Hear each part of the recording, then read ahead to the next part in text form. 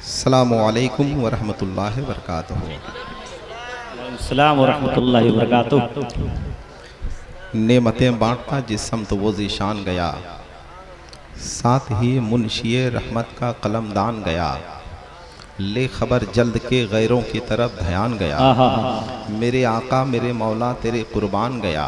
जानो दिल होशो खिरत सब तो मदीने पहुँचे, तुम नहीं चलते रज़ा सारा तो सामान गया। इश्क़ हबीब का असर, मोहब्बत रसूल की कसक, अश्क़ रसूल के उजाले, वफूर शौक़ औद अंबर, समते काशी से चला जानिब मथरा बादल। बर्क़ के कांधे पे लाती है सबा गंगा जल, खबर उड़ती हुई आई है मुहाबन में अभी, के चले आते हैं तीरथ को हवा पर बादल। आतशे गुल का धुआं बामे फलक तक पहुँचा, जम गया मंजिले खुर्शीद की छत में काजल। मोहसिन का कुर्बी की सनात में इश्क की अलामतें बंदराबन मथुरा और काशी हैं, और यही अरब की सरजमीन में जाकर मक्का और मदीना बन जाती है। यह इश्क आफाकी है, और इस इश्क में ज़मीन और जोग्राफे की कोई क़ैद नहीं। ये तो इश्क है सरापा इश्क, और इश्क की ज़बान ही अलग हुआ करती है। संजय मिश्रा शौक़ ने कहा था कि आशिक है तो अंगारों पे चल सकता है, 100 बार गिरे फिर भी संभल सकता है। हासिल है मुझे उनकी गुलामी का शरफ, सूरज मेरे आंगन से निकल सकता है। वाली आसी ने कहा था कि तू अगर इश्क में बर्बाद नहीं हो सकता, जा तुझे कोई सबक याद नहीं हो सकता।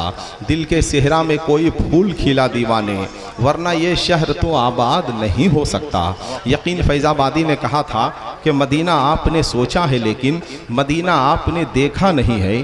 कोई ऐलान कर दे आशिकों में, नबी के इश्क में धोखा नहीं है।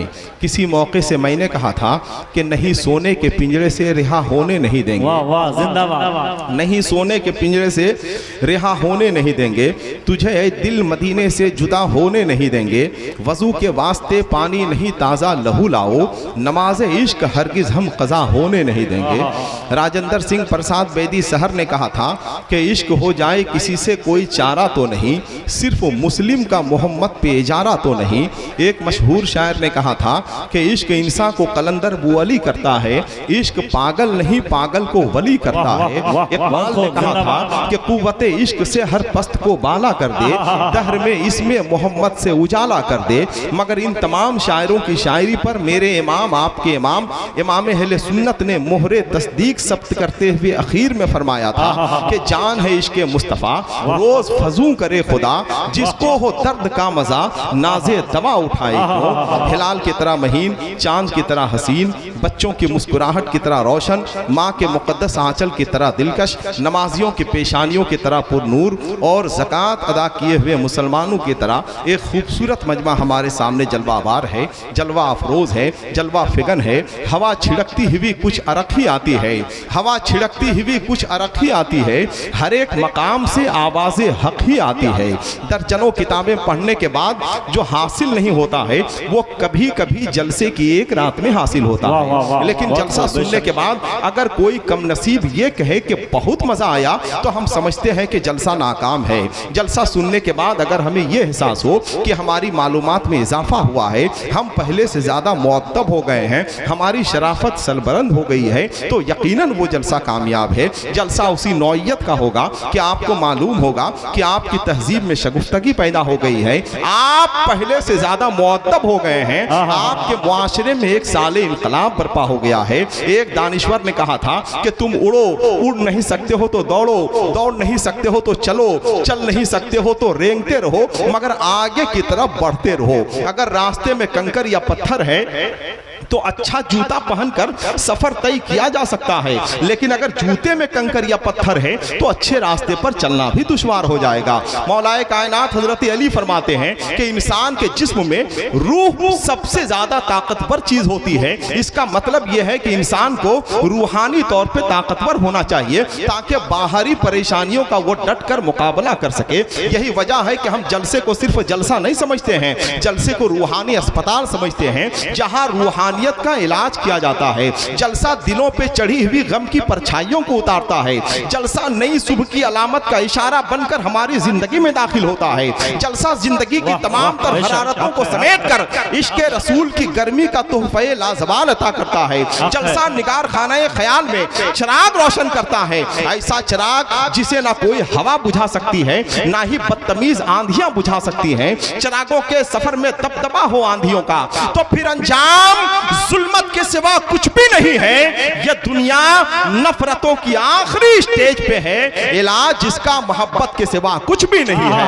कुछ लोग कहते हैं अब जलसों की जरूरत नहीं है, अब इस कदर भीड़ भाड़ इकट्ठा करने की जरूरत नहीं है, अब तो यूट्यूब का जमाना है, फेसबुक का तराना है, अब तो कर लो दुनिया मुट्ठी में, इसी पर अमल करने की जरूरत है। मगर शायद उन पढ़े लिखे लोगों को मालूम नहीं कि चिराग से चिराग तो जलाया जा सकता है, लेकिन बल्ब से कभी बल्ब रोशन नहीं किया जा सकता है। तसल्लियों के हलकोरे से दर्द की शिद्दत में कमी नहीं आती है। तिनके ने कभी डूबने वाले को नहीं बचाया, दवा कभी मौत का इलाज नहीं हो सकती है। व्हाट्सएप से हासिल किया हुआ इल्म बहुत दिनों तक नहीं टिकता है। जलसों की कल भी जरूरत थी, जलसों की आज भी जरूरत है, जलसों की कल भी जरूरत रहेगी, इसलिए कि जलसा तो रूहानी ऑक्सीजन है और ऑक्सीजन के बगैर सांस भी लेना मुश्किल हो जाएगा।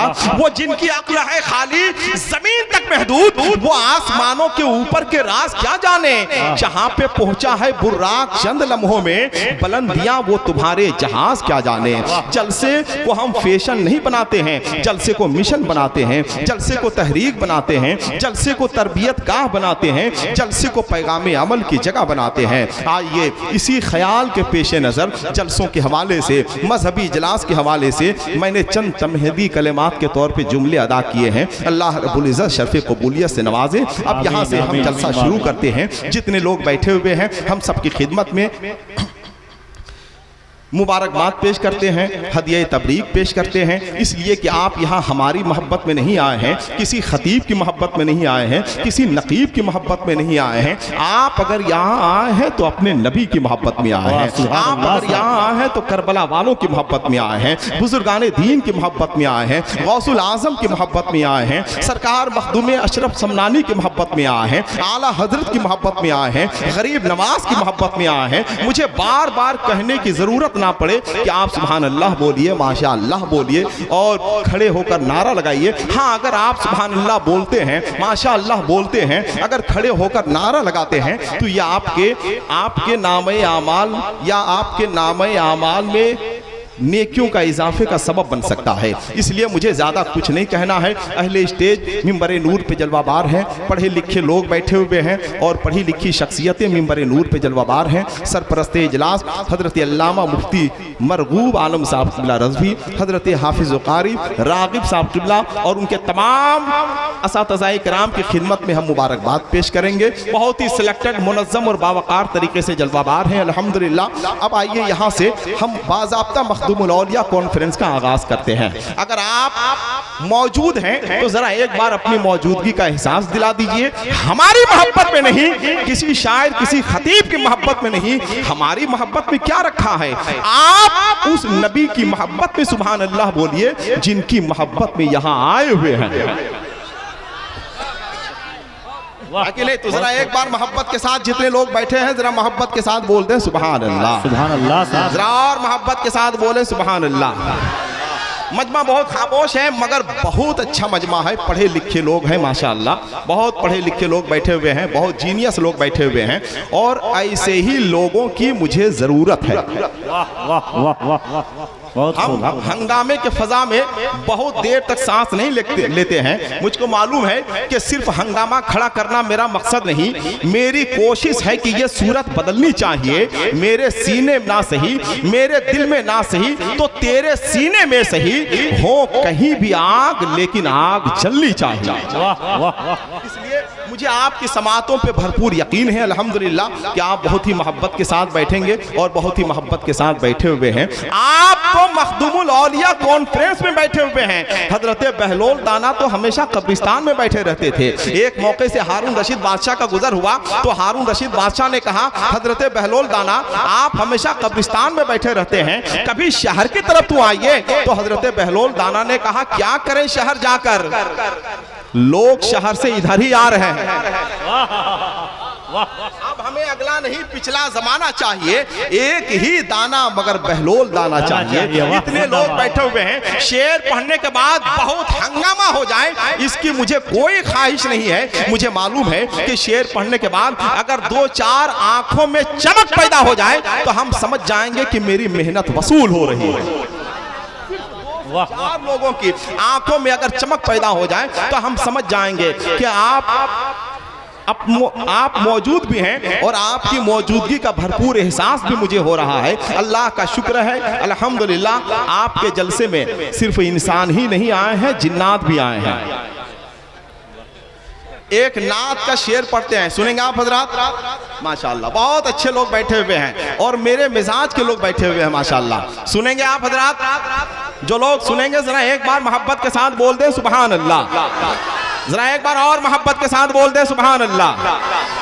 अपने अहबाब से कते नजर, अपने बुजुर्गों से कते नजर, अपने अहबाब से हम गुजारिश करेंगे जो स्टेज पर बैठे हुए हैं, जो मेरी उम्र के हैं, जो मेरे हम असर हैं, मैं अपने अहबाब से गुजारिश करूंगा कि अहले स्टेज अगर चाहें तो जर्रे को सूरज, कतरे को समुंदर, नादान को दाना और कम इल्म को साहिब जुब्बो दस्तार बना सकते हैं। मैं बहुत कम पढ़ा लिखा इंसान हूँ, बहुत ही बदअमली इंसान हूँ। मुझे मालूम है कि मेरा अदब में वही मकाम है जो रमज़ान शरीफ के महीने में सेहरी जगाने वाले का होता है, या फिर सड़क पे पड़े हुए जख्मी हालत में एक मुसाफिर को अस्पताल पहुंचाने वाले का होता है। अब इसके बावजूद अगर कोई फाख्ता को हरियर समझ ले तो इसमें शिकारी का क्या कसूर। अब अगर कोई पागल को दानिश्वर समझ ले तो इसमें यूनिवर्सिटी का क्या कसूर। अब अगर कोई हर शेर पढ़ने वाले को शायर समझ ले तो इसमें शायरी का क्या कसूर। अब अगर कोई मुसलमान को दहशतगर्द समझ ले तो इसमें इस्लाम का क्या कसूर।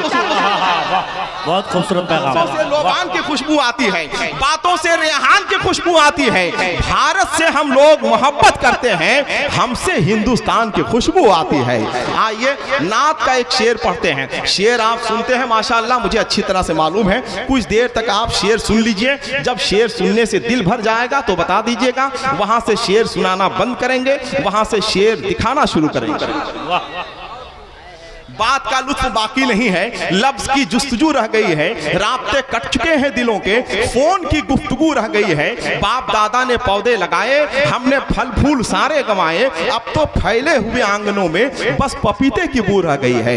एक आदमी ने दूसरे से कहा, ये देखिए अखबार में अजीबो गरीब खबर छपी है। कहा क्या खबर छपी है? कहा खबर ये छपी है कि टूटी पटरियों पे ट्रेनें दौड़ती रहीं। दूसरे ने कहा इसमें कौन सी हैरत की बात है, यहाँ तो हर रोज टूटी सड़कों पे गाड़ियां दौड़ती हैं, टूटे हालात में जनता दौड़ती है, टूटे घरों में मुफलिसी दौड़ती है, टूटी वजारतों में हुकूमतें दौड़ती हैं। दौड़ती रहे, आप अपना काम कीजिए, लोगों को अपना काम करने दीजिए। क्या आपको मालूम नहीं कि जब इंसान माइक पर होता है, फूल उसके गले में होता है तो यह उसकी जिंदगी की खूबसूरत यादगार रात होती है। जब इंसान बिस्तर पे होता है, फूल उसके गले में होता है तो यह उसकी जिंदगी की आखिरी यादगार रात होती है। जब बच्चा खराब हो जाए तो लोग कहते हैं टेलीविजन ने बच्चे को खराब कर दिया, और अगर टेलीविजन खराब हो जाए तो लोग कहते हैं बच्चे ने टेलीविजन को खराब कर दिया। हमारे मुल्क की सियासी हालत का अंदाजा आप इससे लगा सकते हैं कि फूलन देवी डकैत होने के बावजूद चुनाव जीत जाए, किरण बेदी पुलिस अफसर होने के बावजूद चुनाव हार जाए। कोई इंसान